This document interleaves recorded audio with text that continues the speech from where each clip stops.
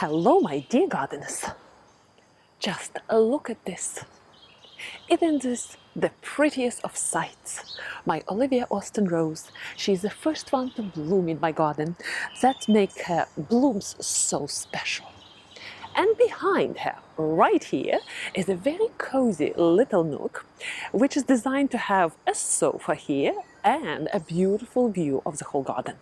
So today, I am hanging out with you in my cozy corner of the garden. We'll show you how it is all organized, how it was all happening through, 10 years of creating it. And we will add extra touches to it today.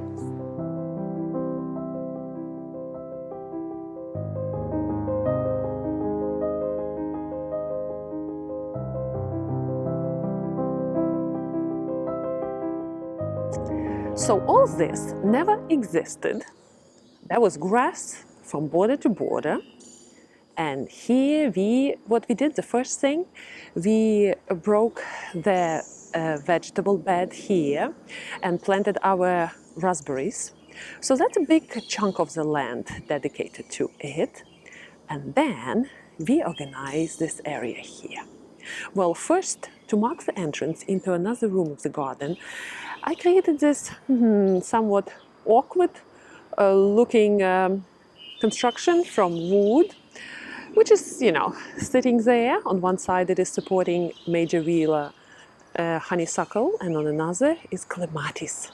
It's their first year for clematis climbing up, and on both sides the design is to mark it with 4 boxwoods. And some of them are doing better than the others, which is fine. Oh, by the way, on this side we have Vanessa Bellrose, just ready to bloom. And of course, major giant of my garden, Japanese holly. So Japanese holly is anchoring this corner, making like a wall, through which we are entering into another little room. And look how it is looking right now. At the back, you can see we have mountain laurel in its beautiful blooms. This area is slightly unorganized. Mountain laurel is somewhat thickish. On another side, we have 2 old boxwoods. They are big boxwoods. They are American boxwoods, so they are almost at their mature height. And there we have the entrance to the front of the garden through the side woodland area. So this little path, which I made many years ago, brings us to this quiet area of the garden. And on one side we have a somewhat vegetable patch, which is a collection of all sorts of things, including boxwoods and strawberries. And on another side we have a cute island of dead nettle. And the foliage of that nettle is very light and bright. It really brightens up the whole area here. So to make this area more distinct, I built a little raised bed here. Now when you look on another side, we have just behind our Olivia rose, we have a little nook here. And that passage behind this funny looking gazebo, twig gazebo I called it, I built it last year. So that passage is towards my compost pile, very functional one. And here we have beautiful Olivia Austin rose. Let me just quickly show you her blooms. This is her 2nd year, oh my gosh, and since she's the first one to bloom, oh, she's so super special. So, look at this. This sofa was sitting here many years. It's literally indestructible from plastic wicker. And we inherited the pole, laundry pole, with the house. The other pole is long gone, but this pole was hosting a little tiny birdhouse. And unfortunately, that birdhouse fell apart. So all we have left from it is one screw on top and a hook from the laundry. And I thought to myself, I have to reorganize this pole somehow. And guess what? I received a package. And you know what I received in the package? A birdhouse from Sunshine Fairs. Excuse me if I pronounce your name incorrectly, but here it is on the floor. I'm going to install it today, but I want to show you how cute it is.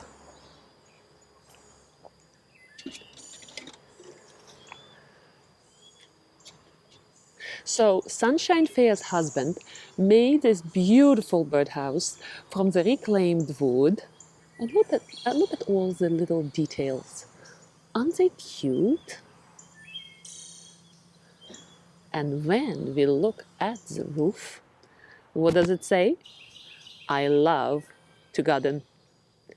Sunshine Fairs ordered car plates for Connecticut, specifically because I live in Connecticut, I garden in Connecticut, and her husband put it together all so nicely. Look at this, it can hang, and when you turn it at the back, you can actually open it, which is very nice because the birdhouse can be cleaned, and the most important thing, I can open it and put it on this pole. Here we go. Oh my gosh, it's falling. Save the birdhouse. Yeah, because of that Nook. Okay, I'm going to fix it. And look, it's going to look so cute. I'm not sure which birds will be able to fit in. The hole is pretty big, so I'm suspecting that, well, let's see. Let's see, I have a special plate which makes the hole smaller in case chickadees will try to get in. I want some small little shy birds which are creating beautiful songs in the morning. We used to have that little, I'm not sure what the name of the bird, but that bird was so cute, small, brown, and she was making the most prettiest songs in the morning for us. So chickadees are out. Let's see how that will go. And for this hook, I have an idea. Since I sew, I'm going to take you into my sewing room today, and we will create a special little fabric pot to go and plant my bacopa flowers here. I think this nook would be even prettier here when we sit and have our afternoon tea here, or just a break and read a newspaper. And look at the view which we have from our sofa. Just over Olivia Austin. Oh, all the birds and space. And God.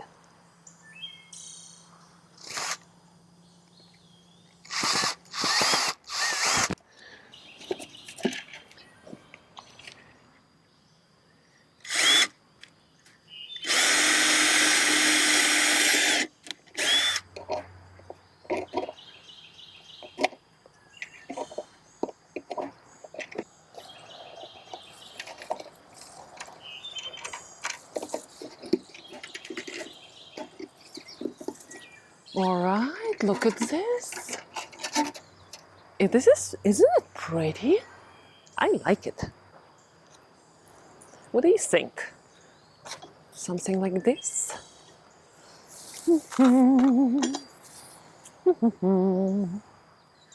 I like it. And it's going to be so fun to see how birds are going to check it out. And who is going to live here? This is my sewing room. It's my little nook, my sewing nook here near the attic with two windows, roof windows. And this one is the most dependable Juki semi-industrial sewing machine, which I have and I'm using for many years already. So for this job, I have a very sturdy, waterproof, I don't know what the composition of this fabric is. I don't have a ticket, but I do have the whole roll of this fabric. And it is totally waterproof, very shiny from the wrong side. And I think that for this job, I would need to make two sides, two parts.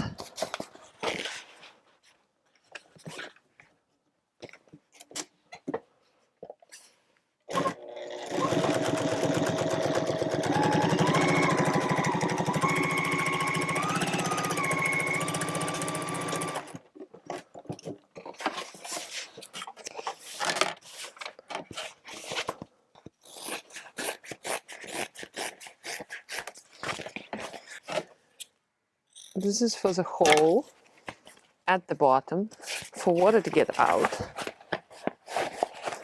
All right, let's turn it inside out.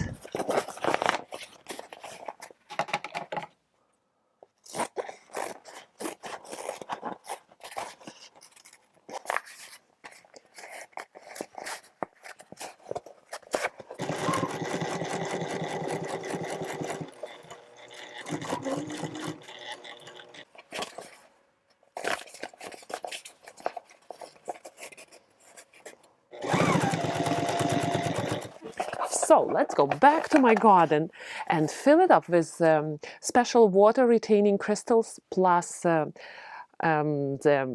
root medium, soil, and plant my beautiful bacopa here. Oh, it looks even like this good. No, it doesn't. It's plastic here. All right, let's get it. Here I have water storing crystals from Miracle Grow, and it helps to prevent over and underwatering. So what I'm going to do, I'm going to open this package. And basically what you do, you mix it with existing soil. You can pre-mix it with, look how it looks, you see? It's like little crystals, and when they fill up with water, they become enlarged, bigger. That's why when we mix it with soil, we don't fill the soil level all the way to the edges, because once we start watering the soil, these crystals will enlarge. And then they serve as a retaining medium, and they release that water very slowly this way. My bacopa, which is looking quite miserable right now, I must say, will be feeling much better. All right, let me get a little bit of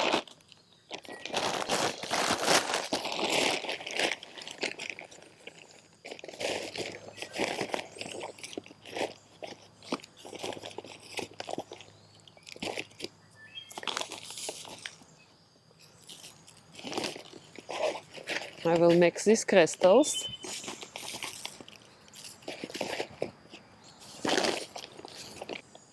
All right, let's get you out of here.